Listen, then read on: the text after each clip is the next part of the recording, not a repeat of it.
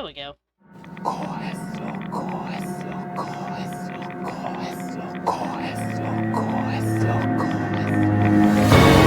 Ah! And so it was. Oh, shit, sorry. For making 4 of your 6 DLCs about building settlements, you have been sentenced to death by Atom's holy fire. Hang on. But before we do that, I better review the games first. Yeah.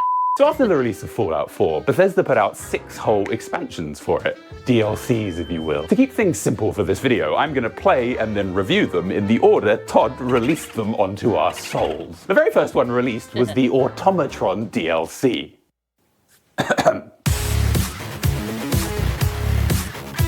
We got Automatron, or Automatron. Automatron. So this DLC starts off with you saving a load of people from some robots, and there's only one survivor from the attack, a robot called Ada, who joins you as a companion. And Bethesda, guys, if you're gonna make us pay $10 for a 3-hour DLC, maybe give the new companion you make a proper run animation. Don't just speed up their walk animation, I can tell. So in this DLC, robots that shoot apparently nothing but fireworks are terrorizing the Commonwealth. You can put the chair up if you want. The robots are all being sent by someone called the Mechanist with the stated goal of killing all of the raiders in the Commonwealth. But they are misinterpreting their programming and killing everyone they meet. The bulk of this DLC is fighting your way to the Mechanist through their underground lair. And initially what stands out to me about this DLC is how much better it looks than the base game. I've harped on about this before. Whoever says harped, I've gone on about this loads before, but as we've seen even in Starfield recently, the lighting in the Creation Engine is just so bad. It makes many areas in these games look awful. So to combat that, they've kept this DLC all dark and moody. I'm gonna put this down. I honestly do think this is why the Fallout London... Another guy with the, with those, ADHD fueled spazzy edits. My favorite.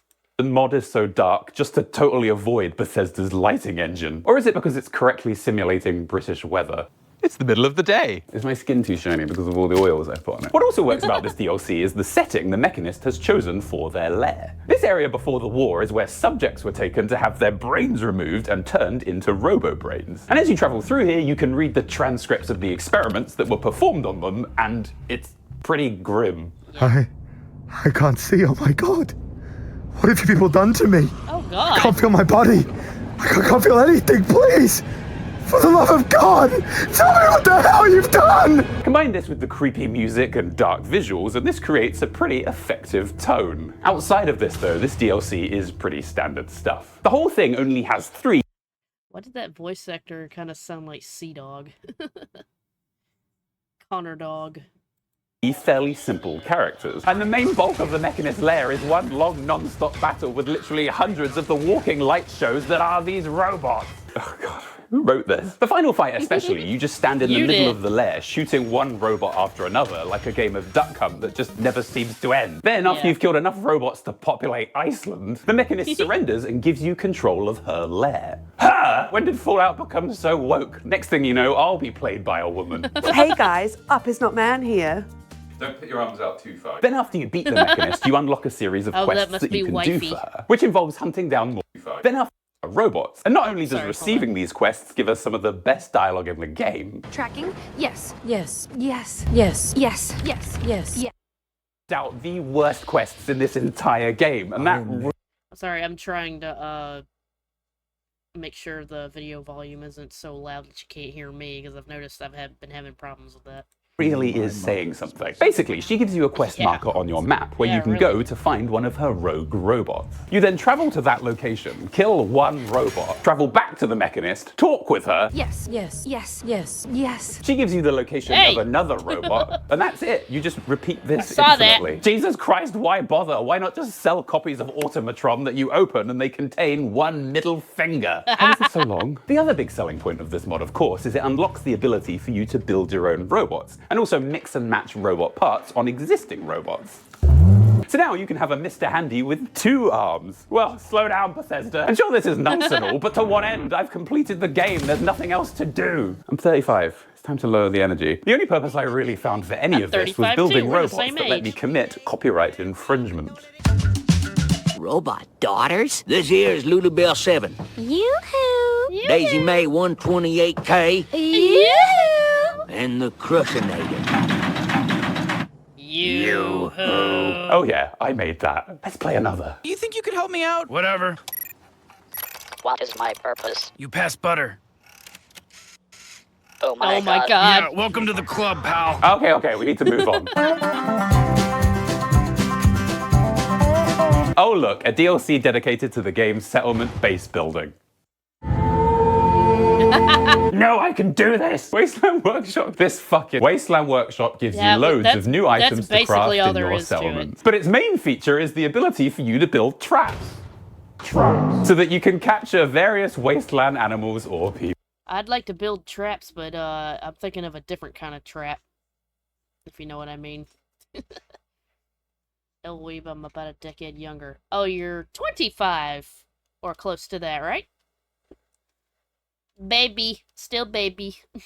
People. You can then use these captured creatures to hold fights in your settlements. Oh no, we're moving on.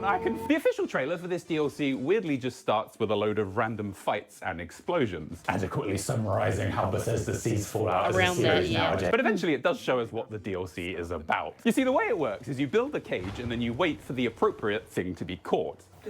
I know where I am. This for me took 6 full 24-hour wait cycles within the game. But can your time really be wasted when you're doing something pointless? Then once you've caught something, you can assign a follower to fight it. In the trailer, they used Preston Garvey, so in my game, I did the same and began the fight. But the thing is with all of this, Preston can't die. So this fight never ends. It just goes on and on. I left my settlement for several days, came back, and they were still fighting. Damn, it's like Preston. Gandalf and the Balrog over here. Also, most of what you can capture to stage fights, like the Gunners, Raiders, Super Mutants, Feral Ghouls, when you release them, every single person in your settlement will attack as well. So if you want to stage one-on-one fights with these creatures, you have to build walls around the entire fight. And not only is, of course, the base building in this game an absolute disaster. What have you done, Todd? It also means people can't...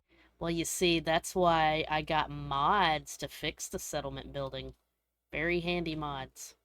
Watch the fights that you set up, which I thought was the whole damn point. So yes, this DLC only costs $5, so it's hardly the end of the world, but I can think of at least one better way to use $5. 5 smackaroonies. It's definitely gone. I'd climb out after it, but I'm not wearing any trousers. Oh my goodness. Damn, son. Don't say son. But speaking of fog, now is a great time to mention this video's sponsor, War Thunder. Who's Preston? You know, Fallout 4. War Thunder is by far the most Minutemen leader. comprehensive vehicle combat game out there, and is available now The one that for free everybody on PC, clowns on consoles, for their and settlement mobile devices. quests. War Thunder has over 2,500 tanks, planes, helicopters, and ships, spanning everything. I personally really love this right into it. War Thunder also has a community of 90 War Thunder right 6 months on PC or But the I don't exclusive care Eagle because of I like Valor settlement Decorator, quests. I'm like one of the 100,000 very silver few lions, people that and seems 7 to like days of settlement premium quests. account. And that's it of the Fog of War. Now back to the Fog of Far Harbor. In this DLC, we come to a Nice foggy island transition. in search of a missing lady. When we get here, though, we find segue, 3 however factions you call it. fighting to survive. Far Harbor, which has a radioactive fog creeping in, threatening to kill them. Acadia, which is a group of synths led by Nick Valentine's brother Dima. And the Children of Atom, a religious group who believes the bombs dropping was a holy event, as every split atom results in the creation of a new universe within them. I just want to make sure we can see the shoes. And overall, this DLC is probably the best thing Bethesda has done since the Oasis quest in Fallout 3.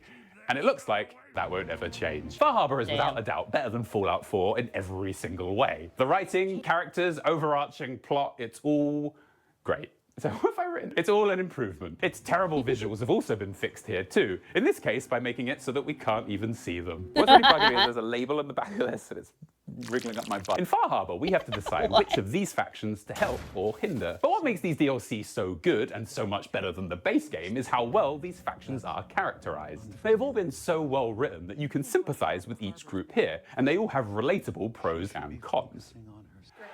It meant when playing, I genuinely found it difficult to decide who to help, and there was really no right answer. Also, just take a look at the art direction in this DLC.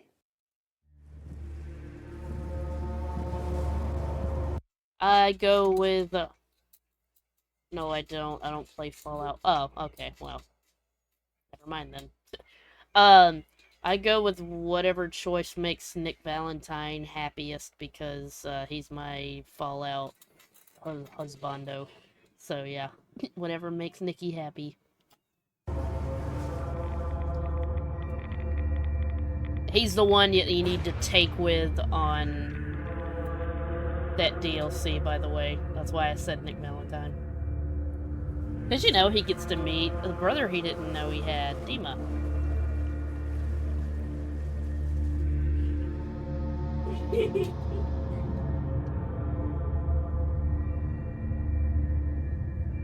That's a pretty neat trailer, I'll give him that.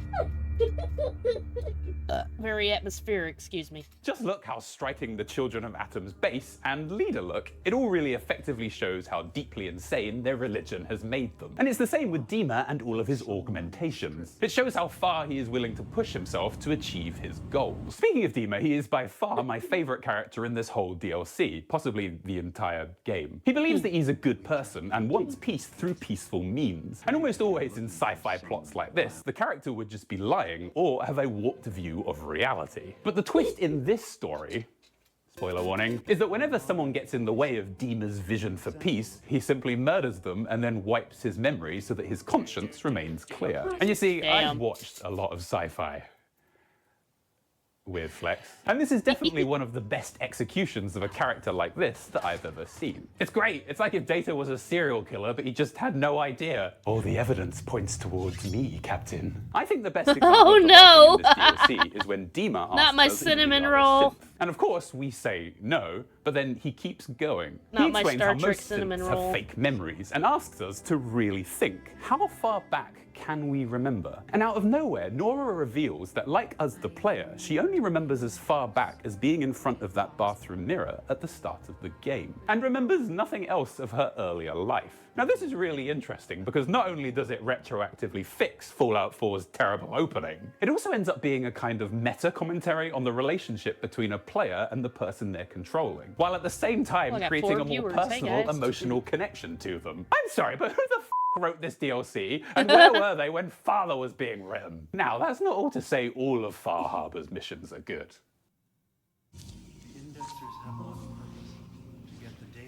What the fuck is this piece of shit? But outside of this DLC's plot, things are pretty good as well. I'm a really weird writer. Yeah. The darker visuals and radioactive fog make this area Yeah, but I feel love your weird distinctly writing. different from the base game. It's entertaining. However, if you're thinking the radioactive fog creates a new gameplay challenge where you need to keep searching for anti-radiation meds as surviving the environment becomes a key aspect of the exploration. Wait, what? No, it doesn't. See, unlike the New Vegas DLCs, you're able to come to Far Harbor with as much gear as you can carry. Oh my so I've course had God. enough Radex and Radaway to make the radiation here nothing more than a gentle breeze. Also, speaking of gear, because you can bring all of your most powerful weapons to Far Harbor, you really have no need for all of the new weapons this section introduces. And I just think it's really bad design. Imagine arriving in this hostile environment with nothing, and the only thing you're given is the new harpoon gun. You would be forced to rely on this thematically appropriate single-shot weapon while wandering through the creepy fog. I just think this location and all of the gear available could have been balanced to make it a much more engaging experience. It really could have been the icing on this delicious robot. Ew. Overall, I thought dude, this what DLC the was hell? really good, especially since it only What cost... Oh wait, I spat that out too early. Brother, what was that? No, brother. I love how we put, I regret this. It's like, why did I do that? It wasn't worth it. Sorry, let's do that again. Especially since...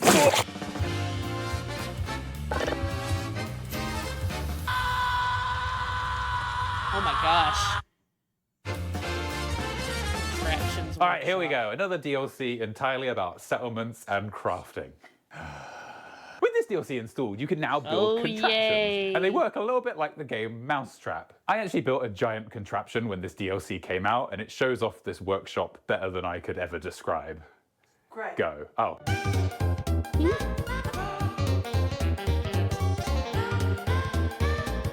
So we can build us some complicated Rube Goldberg machines.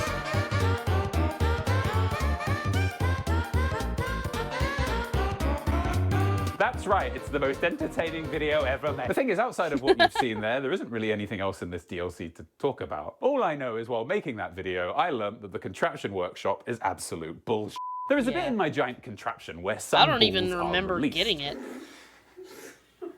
Just tuck them in. And these balls, and these balls, and these balls, and these balls, and these balls Balls. activate these switches, which then in turn activate these firework launchers. We all good? We understand? No, this was all IRL fake. None of mousetrap. this worked. This is Bethesda we're that looks talking like some about. Looney In Tunes reality, Tom these and Jerry ball switches shit. just Yeah, don't pretty work. much. In every instance, they just immediately turn off and the firework launchers aren't activated. Hypothesis. The balls have to stay in the switch, so the switch... So, like, yeah, what I said, I don't even know if remember if I've got it. Balls to the wall. Exactly. Like, I got the Game of the Year edition, which was supposed to have all the DLC to it, so I just assumed that I have it. But it's like, that's how, like, insignificant... No, not fuck balls. Quiet, Sonia, watch your language. But yeah, it's like so insignificant, like I don't even remember it being in there, but it's gotta be, because it's supposed to have all the DLC. Which will stay on, and then the fireworks will fire. And so I tried that. I blocked the ramp and then set the balls running. But when the balls stop at the switch, now the switch just doesn't turn on at all. Also, for those wondering, here is a single ball switch system. The ball goes through, the switch stays on after that, and the fireworks fire. Solution. Only ever use one ball switch in any closed contraption, as that works correctly. Great. Problem solved. No, it is not solved. That just means this DLC has no purpose. All of these contraptions have it's so absolutely no stupid. tangible in-game use. They're just here for fun. And the fun here is produced Strong by building mother complex today. contraptions that let you do impressive stunts. But if it isn't able to do that, then it's just failed at its stated goal. Yeah. All right, let's move on. You lit someone's balls on fire would be goodness gracious. Yes, it would. Goodness gracious, great balls of fire. Oh my goodness. Holy shit, Johnny Cage can fight. Well, hell yeah.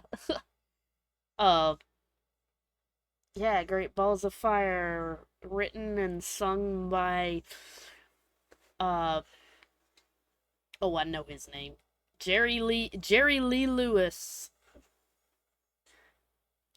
who went on to marry his 13-year-old niece. Yep. Anywho. Finally. It's over. All the crafting and workshop DLCs are done. I love how the cat's just chilling back there.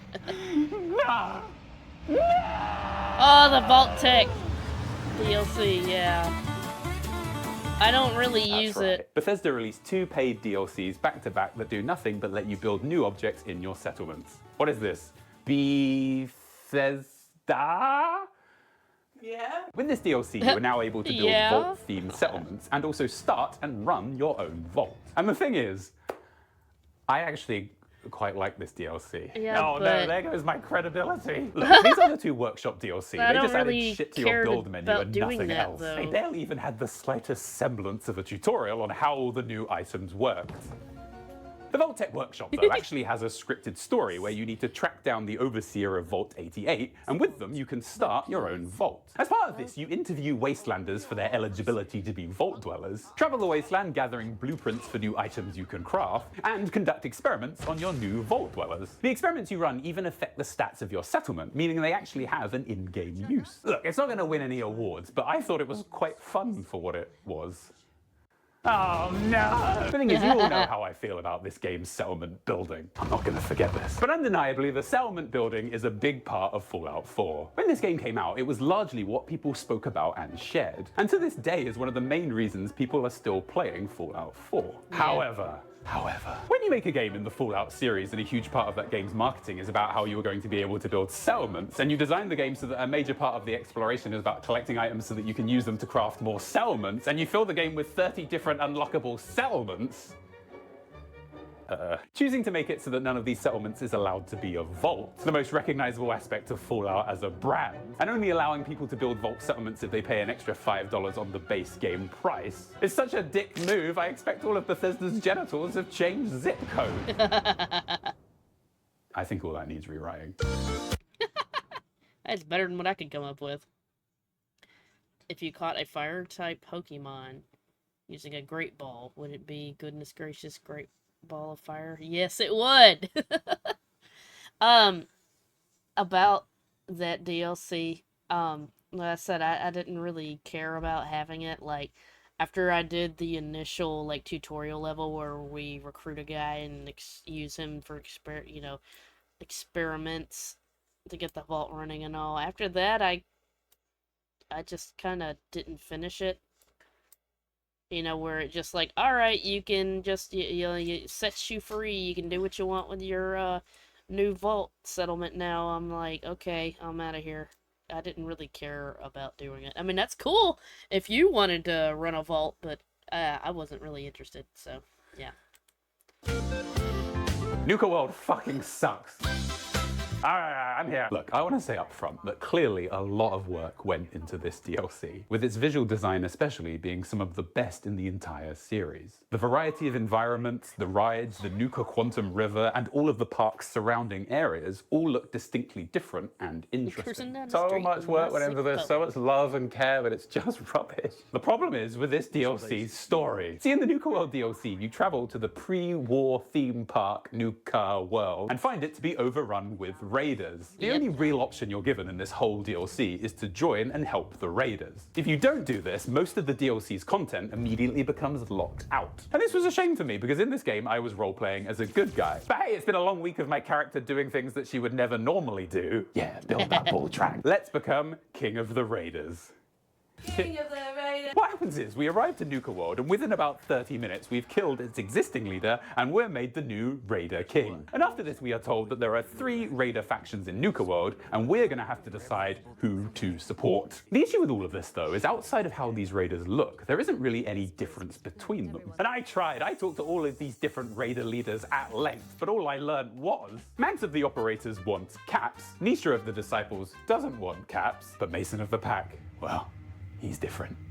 No, he wants caps. The game asks you to back one of these people, but I'm sure no one really had any idea who to pick. I even did several quests for each faction, hoping to learn more about them, but it just made things worse. See, in the first rounds of quests that these leaders give you, Nisha asks you to put a slave collar on someone. Yeah, I have not yet gotten around to playing these DLCs.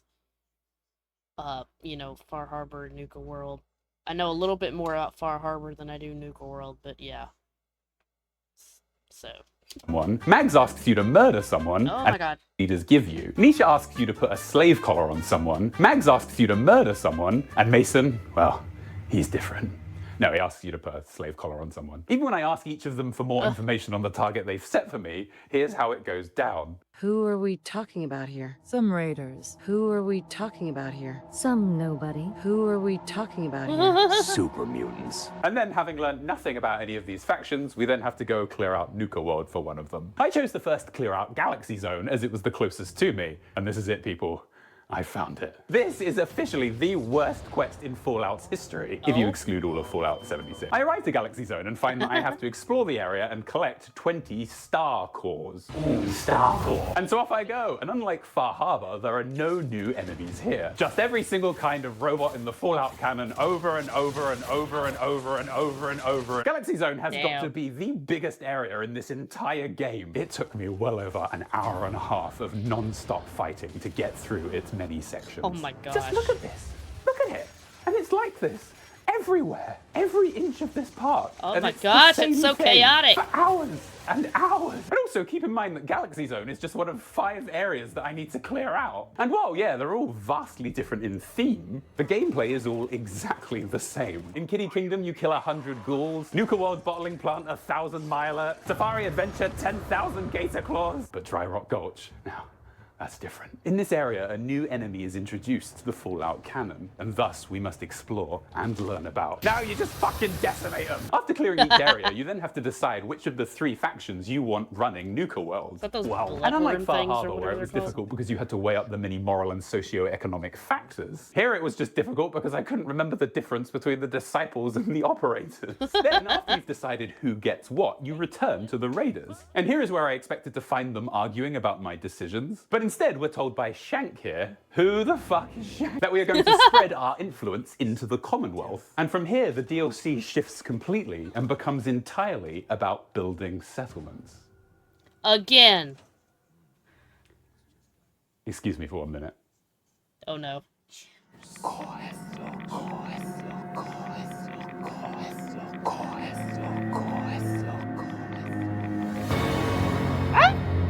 And so it was decreed by Holy Atom, for making 4 of your 6 DLCs about building settlements, you have been sentenced to death by Atom's holy fire.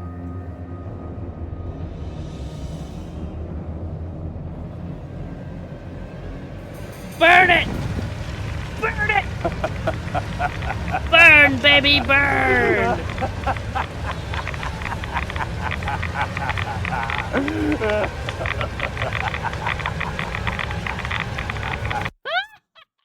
Oh. Are we done evil laughing? Yeah, Okay. like that. That's pretty good. Oh, and don't forget you can play War Thunder for free on PC, Xbox, PlayStation, and mobile using my links in the pinned comment or description. If you're a new or returning player on PC or console, you'll get the exclusive bonus pack. Premium vehicles, the Eagle of Valor Decorator, 100,000 silver. Anyways, that is Up Is Not Jump. I've been watching his videos about Fallout. Excuse me, for a while. He's good, he's funny, and like I said, he's got that editing style that I like.